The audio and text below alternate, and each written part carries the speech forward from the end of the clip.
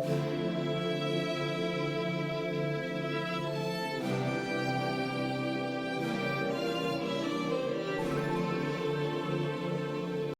اللہ الرحمن الرحیم۔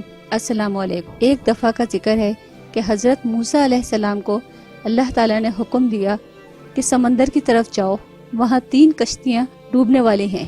حضرت موسیٰ علیہ السلام فوری حکم الہی کی تعمیل کرتے ہوئے سمندر کی جانب چل دیے۔ ساحل پرسکون تھا۔ بہت دور سے ایک کشتی آتی ہوئی دکھائی دی جو آہستہ آہستہ ساحل کی طرف بڑھ رہی تھی۔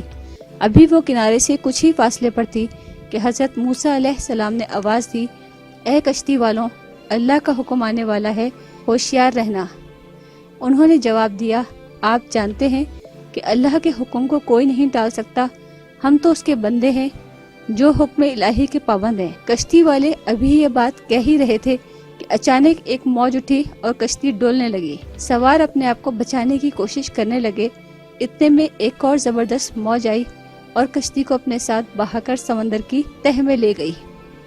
تھوڑی دیر میں ایک اور کشتی نظر آئی تو حضرت موسیٰ علیہ السلام نے انہیں بھی خبردار کیا اور کہا کہ ذرا محتاط ہو کر آنا۔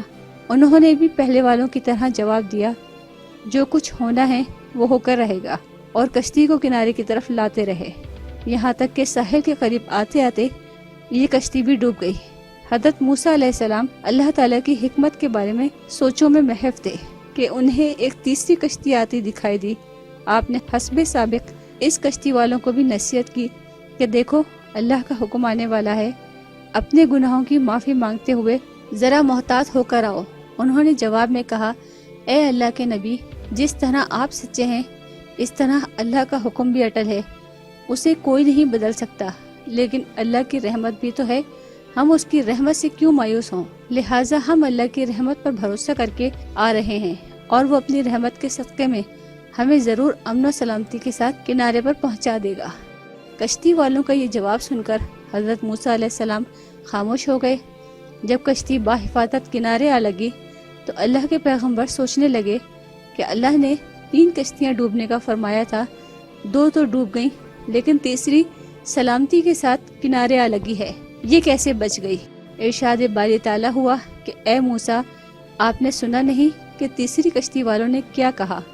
انہوں نے میرے حکم کو تسلیم کیا تھا، میری رحمت کو آواز دی تھی اور اس پر پورا توکل اور بھروسہ بھی کیا تھا، تو اس لیے یہ کشتی میری رحمت کے طفیل بچ گئی، کیونکہ جو بھی میری رحمت کے دروازے پر آ کر صدا دیتا ہے میں اسے نا امید نہیں کرتا۔ ایسی ہی مفید معلومات کے لیے آپ ہمارے چینل کو سبسکرائب اور ساتھ ہی بیل آئیکن کو پریس کریں تاکہ ہر نئی آنے والی ویڈیو آپ لوگوں کو فوری طور پر ملتی رہے۔ اگر ہماری ویڈیو پسند آئی ہو تو آپ اپنے دوستوں اور احباب کے ساتھ ضرور شیئر کریں۔ آنے والی نئی ویڈیو تک ہم آپ سے اجازت چاہتے ہیں۔ اللہ حافظ۔